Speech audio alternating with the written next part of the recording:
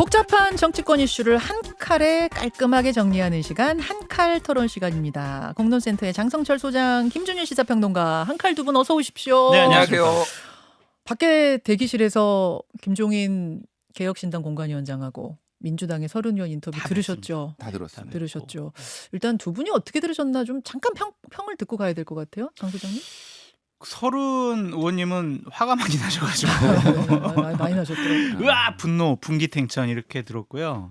김종인 위원장님은 이거 어떻게 해야 되나 고민이 보였어요. 상당히 어려움과 고민. 아하. 그거를 어떻게 해야 될까. 고뇌 이런 게 네. 느껴지셨어요. 그래서 참 쉽지 않겠구나 그런 생각 좀 들었습니다. 여러 가지 상황들이. 김준일 평론가는요? 뭐 서른 의원은 한동안 그러니까 예전에 이제 뭐 대선 경선할 때는 굉장히 저격수 이재명 저격수로 활동을 하다가 갑자기 조용해지셨어요. 그래서 당내에서 주류와 화해하고 뭔가 이제 돌파를 해보려고 했구나 그랬는데 이제 현실 매트릭스에서 깨어나서 현실 자각을 지금 하신 것 같다. 그래서 어떻게 정치적 결단을 하실지 좀 주목되고 저는 뭐 김종인 위원장은 평소에 하시던 말씀 그대로 하셨는데 가장 이제 궁금한 게 김종인의 매직이 어떻게 발휘될 것인가. 아까 전에 김현정 앵커도 얘기했지만은 어쨌든 양대 정당에서 시스템이 갖춰지는 상황에서 그렇죠. 인적 자원도 굉장히 많은 상황에서 그렇죠. 이렇게 했던 것과 지금은 또 굉장히 다르잖아요. 그리고 이게 비대위원장이 아니라 공관위원장입니다. 어쨌든 전방위적으로 당에 영향을 끼치긴 하겠지만은 공천에 관련해서 이제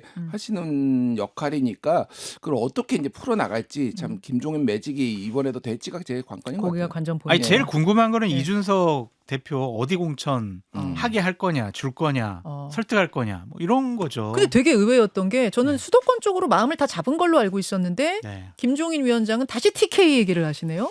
그 TK 지금 44일 전에 가가지고 네. 게다가 국민의힘에 지금 공천 파동이나 뭐 이런 것도 없는 상태에서 뭐가 될까 싶은데. 딱 한 군데 있어요. 그냥 감이 잡히는 데가 있는데 거기서는 민주당의 의원도 된 적이 있고 네. 무소속 의원들이 된 적도 있어가지고 어디요?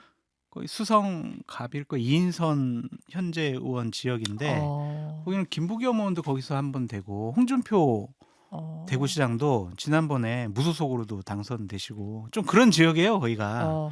그래서 이제 거기를 어떻게 볼 거냐. 수성이 하여튼 수성에 가면 수성할 수 있을까? 수성을이래요. 수성을 네, 거기가. 수성을. 수성을에 가면 수성할 수 있을까? 아니 수성을은 지금 주호영 의원인데 지금 이인선 의원 지역 수성갑. 하여튼 그 수성 지역이 하여튼 좀 다른 분들을 선택하는 분들의 민심이 있으니까 거기가 어떨까 생각인데 저는 김종인 위원장이 이준석 대표를 강요해가지고 비례 2번 줬으면 좋겠다. 배지 좀 달아주시라 그런 생각이 듭니다. 자, 이제 총선 44일 남았습니다. 공천 작업은 여러분 동시다발적으로 여러 가지가 진행이 돼요. 그래서 기본적으로 이제 하위 평가된 의원들에 대한 통보가 이뤄지면서 253개 지역구마다 전략 공천이냐, 단수 공천이냐, 뭐 경선이냐 이렇게 공천 형태도 정해주고 경선으로 확정이 된 지역에서 이제 경선을 치러가지고 결과 발표하고 이게 다 동시다발적으로 막 일어나는 겁니다. 한 70% 완료가 됐습니다. 양당 모두. 여기까지에 대한 양당의 스코어부터 총평 듣고 가죠. 김준일 평론가. 뭐 국민의힘은 한 60점 정도 드릴 수 있을 것 같고요. 주지. 현재까지는. 그리고 민주당은 한 35점 정도 드릴 수 있을 것 같아요. 100점 만점에. 100점 만점에. 국민의힘 60점, 민주당은 35점. 장 소장님은요? 100대 빵이에요. 이거는. 어디가 100이고 어디가 빵인데? 국민의힘이 100이고 민주당은 빵이에요. 그러니까 지금 너무 극단적으로 주신 거 아니에요? 정치권에서는요. 예. 그냥 30%, 뭐 49% 이거 소용이 없어요. 이거는 그냥 잘 됐냐 잘못됐냐 이걸로 나눠 보면은 민주당 공천 지금 잘 됐다고 하는 분들은 이재명 당대표와 측근들밖에 없고 국민의힘 조용하게 안정적으로 지금 잘하고 있다라는 거는 언론부터 그렇게 나오고 있어요. 그래서 민주당이 지금 공천이 개혁이 아니라 공천 파동이 일어날 조짐이 보인다. 지금도 이제 그런 식으로 흘러가고 있다. 서른 의원님도 그렇게 얘기하시잖아요.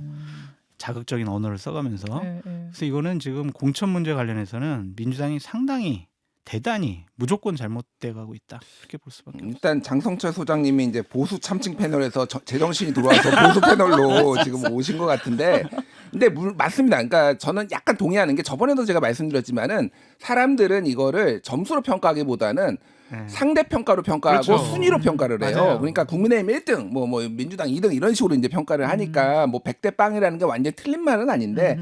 자, 국민의힘의 공천 같은 경우에는 저는 뭐 약간의 이제 안 좋은 부분을 얘기를 하자면 지루해요. 지루하다? 예, 그러니까 단조롭다? 이게 잡음이 없는 공천 첫 번째, 두 예. 번째가 이제 관심이 가는 공천, 세 번째가 이기는 공천. 요게 다 충족이 되면은 가장 좋은 거잖아요. 네. 뭐 3번은 이제 뚜껑을 열어봐야 아는 거고, 2번 뭐 이제 그거를 이제 누구는 감동이 있는 공천이냐 이런 얘기하는데 네. 진짜 지루하다.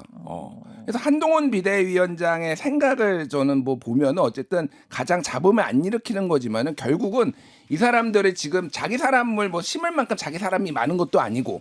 그러다 보니까 현역들을 최대한 공천을 해서 자기의 이제 2027년에 대선의 교두보로 이 사람들이 나를 지지할 거야. 그리고 2028년에 또 총선이 있다 보니까 그러니까 공천을 하는 사람은 결국은 이제 대선 후보가 대통령이나 이제 그 사람들이 될 거 아니야. 차기 당 대표가 그런 거를 염두에 두고 너무 안정적으로 하는데 저는 이게 뒤에 가면은 물론 민주당이 너무 큰 파열음이 안 나는 게 전제 조건이지만은 상당히 불리하게 작용할 수도 있겠다. 예. 지루합니다, 진짜. 예. 장 소장님은요? 저는 당대표 보좌관을 하면서 공천 과정을 지켜봤던 입장에서 당대표가 공천권을 행사하는 것은 지극히 당연하고 잘하는 거다라는 좀 생각이 들어요. 그냥 외부에서 임명된 그 내 의지로 임명되지 않은 공천관리위원장과 공천관리위원이 네. 공천을 좌지우지하는데 그 결과를 당대표가 다 책임지면서 선거를 치러야 되는 것은 불합리하다.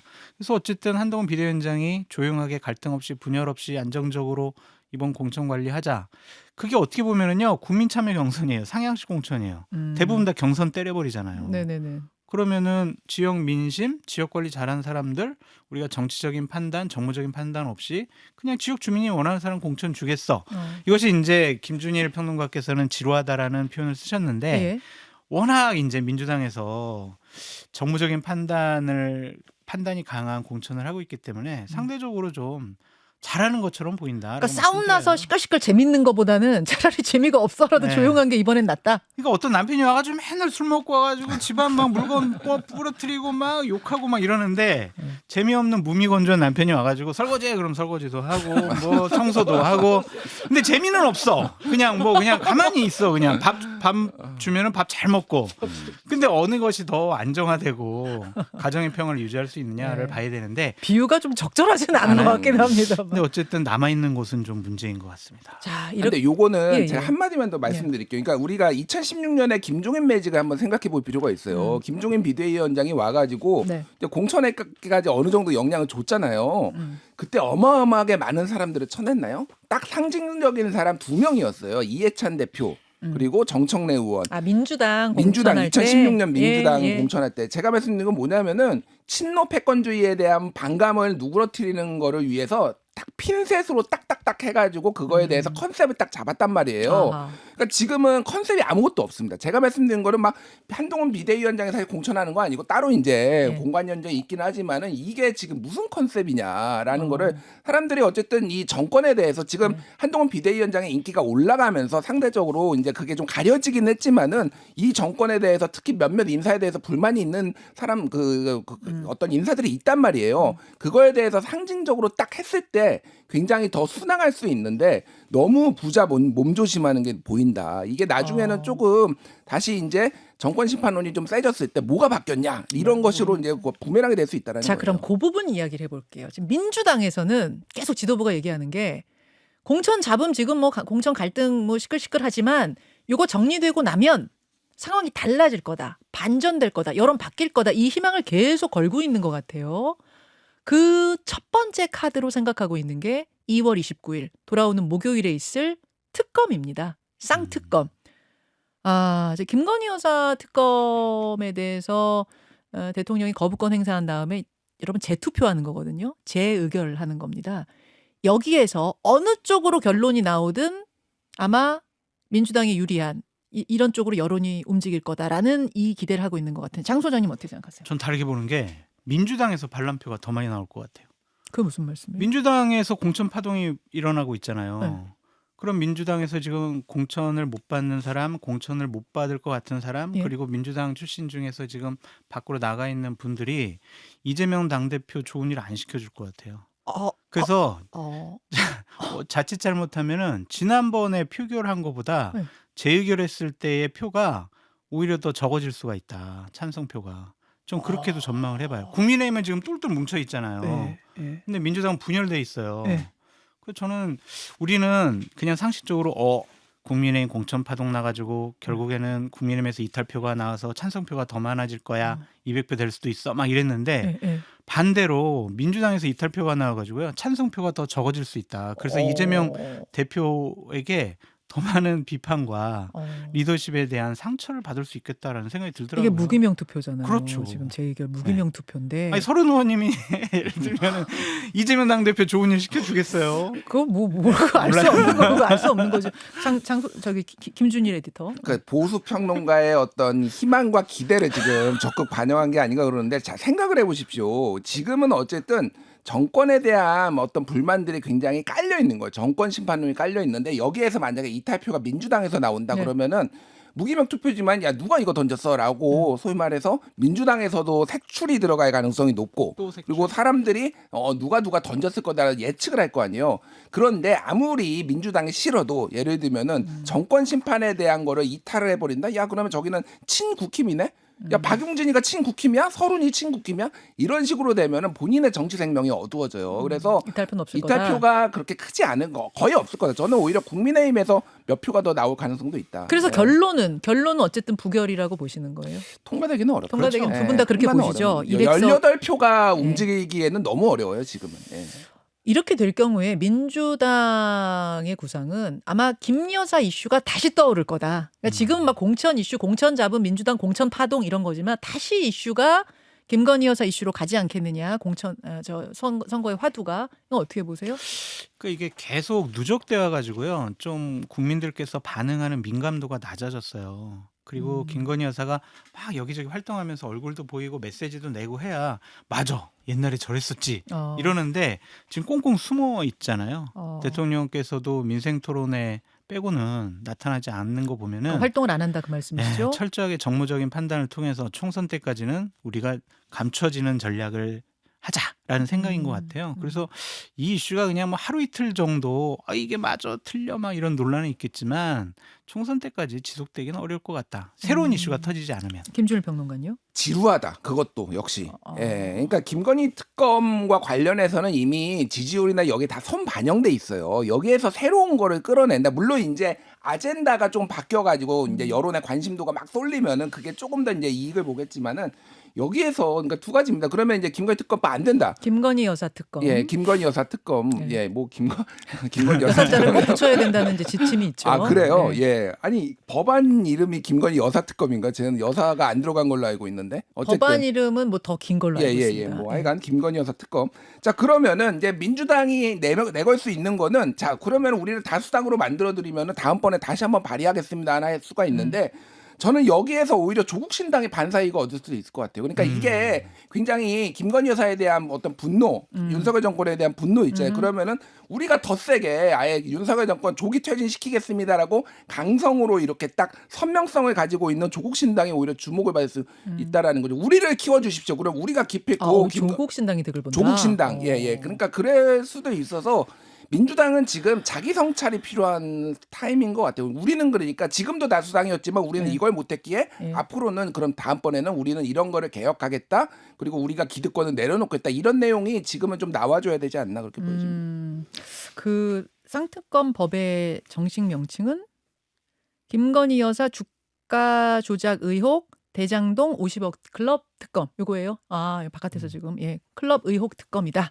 이렇게 어쨌든 제가 보기엔 해줬네요. 쌍특검보다는 의료 파업, 의사 파업, 정원 확대 이것이 자칫 잘못하면 총선에 더 큰 폭발적인 이슈가 될 수도 있겠다. 자, 그 이야기를 하려고 그랬어요. 안 그래도 이 의대 2,000명 증원 문제를 뭐 우리가 여기서 옳다 그르다 그 토론을 하자는 건 아니고 정치적으로 총선과의 이 상관관계는 어떨 것인가. 지금은 국민의힘이나 대통령실에서 헤게모니랑 주도권을 갖고 있고 국민의 여론도 뒷받침을 받고 있는 것 같습니다. 근데 이것이 파업이 계속 오래돼가지고 실질적으로 제가 다리가 부러져가지고 병원 갔는데 수술을 못 받아요.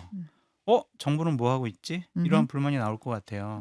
그래서 앞으로 한 열흘 정도가 중요할 것 같아요. 열흘 정도까지는 좀 이 비상상으로 버틸 수 있겠지만 그 이유가 되면은 의료 체계가 완전히 뭐 파탄 난다고 그렇게 얘기를 전망을 많이 하시더라고요. 실질적으로 피해가 국민들에게 오면은 좋아, 정원 확대 맞는데 이러한 위기 상황을 왜 정부가 방제. 대통령실이 왜 관리를 못하는 거야? 정리를 못하는 거야? 이건 무능력할 수 있어라고 비판할 수가 있어서 이게 더 폭발력 있어 보여요. 저도 비슷한 생각입니다. 그러니까 지금 약간 분기점에 있다고 보여져요. 지금은 이제 남의 일인 걸로 인식되는 분이 많은데 점점 내 가족이 내 지인이 그렇죠. 수술을 못 받고 뭐 피해가 누적되면은 결국은 이거는 안 좋게 작용할 수도 있다. 그리고 왜 타협을 안 해? 왜 이렇게 고집 부려?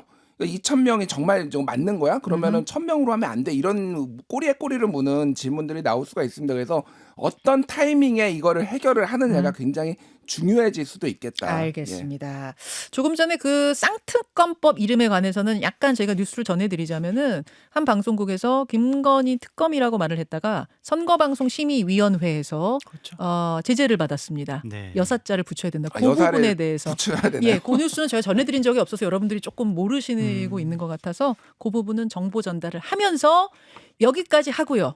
여기까지 하고 오늘 유튜브 있는 날이잖아요. 예, 댓글쇼로 넘어가죠. 두 분 고맙습니다. 감사합니다. 김현정의 뉴스쇼는 시청자 여러분의 참여를 기다립니다. 구독과 좋아요, 댓글 잊지 않으셨죠? 알림 설정을 해두시면 평일 아침 7시 20분 실시간 라이브도 참여하실 수 있습니다.